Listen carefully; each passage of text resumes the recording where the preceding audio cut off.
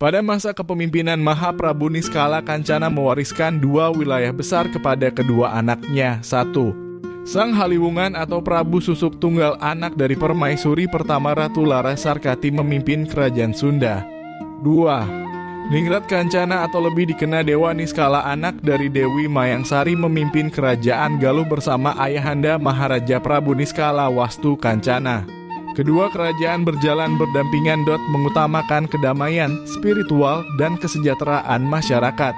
Kerajaan Galuh masa kepemimpinan Prabu Dewa Niskala kedatangan rombongan pengungsi dari Majapahit akibat perang pemberontakan atau yang dikenal Perang Paregreg dan meminta suaka di kerajaan Galuh. Rombongan pengungsi dari Majapahit diterima dengan baik oleh Raja Galuh yaitu Prabu Dewa Niskala. Pengungsi Majapahit diperbolehkan hidup berdampingan dengan masyarakat Galuh. Ini menjadi awal mula kisah cinta Prabu Dewa Niskala yang jatuh hati kepada putri keturunan Majapahit yang bernama Dewi Rara Hulajar. Perasaan Prabu Dewa Niskala ternyata tidak bertepuk sebelah tangan, yang ternyata Dewi Rara Hulajar juga menaruh perasaan yang sama kepada Prabu Dewa Niskala. Akhirnya Prabu Dewa Niskala menikahi Dewi Rara Hulajar. Pernikahan ini menjadi awal perseteruan dengan Raja Kerajaan Sunda Prabu Susuk Tunggal, saudara dari Prabu Dewa Niskala. Menurut Prabu Susuk Tunggal, pernikahan Prabu Dewa Niskala melanggar larangan dari ayahanda Maharaja Prabu Niskala Wastu Kancana. Pada masa Perang Bubat, Mahaprabu Niskala Wastu Kancana kehilangan ayahanda Mahaprabu Linggabuana dan kakak perempuannya Putri Diah Pitaloka yang gugur di medan Perang Bubat. Perang Bubat meninggalkan luka yang dalam, maka setelah Mahaprabu Niskala Wastu Kancana naik tahta, Mahaprabu Niskala Wastu Kancana mengeluarkan larangan bagi keturunan Galuh tidak boleh menikahi wanita keturunan dari Majapahit. Pernikahan Prabu Dewa Niskala dan Dewi Rara Hulajar membuat saudaranya Raja Kerajaan Sunda Prabu Susuk Tunggal murka dan berniat memutuskan persaudaraan dengan Prabu Dewa Niskala.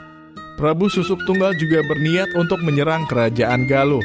Para sesepuh dari kerajaan Sunda Galuh bermusyawarah untuk mengatasi sebelum konflik antara Prabu Susuk Tunggal dan Prabu Dewa Niskala terjadi.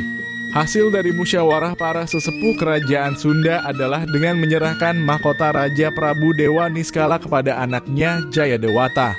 Prabu Jayadewata juga menikahi Putri Kentering Manik, anak dari pamannya Raja dari kerajaan Sunda Prabu Susuk Tunggal, yang akhirnya Prabu Susuk Tunggal menyerahkan tahta kerajaan Sunda kepada Prabu Jayadewata.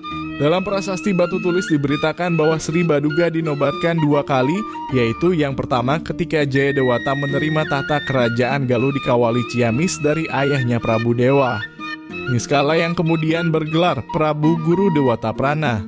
Yang kedua ketika ia menerima tahta kerajaan Sunda di Pakuan Bogor dari mertua dan pamannya Prabu Susuk Tunggal. Dengan peristiwa ini ia menjadi penguasa kerajaan Sunda Kerajaan Galuh dan dinobatkan dengan gelar Sri Baduga Maharaja Ratu Haji di Pakuan Pajajaran. Dengan diserahkannya tahta kerajaan Galuh dari Prabu Dewa Niskala dan tahta kerajaan Sunda dari Prabu Susuk Tunggal kepada Sri Baduga Maharaja Ratu Haji, Jayadewata mengatasi konflik dan mencegah perang saudara antara Prabu Susuk Tunggal dan Prabu Dewa Niskala.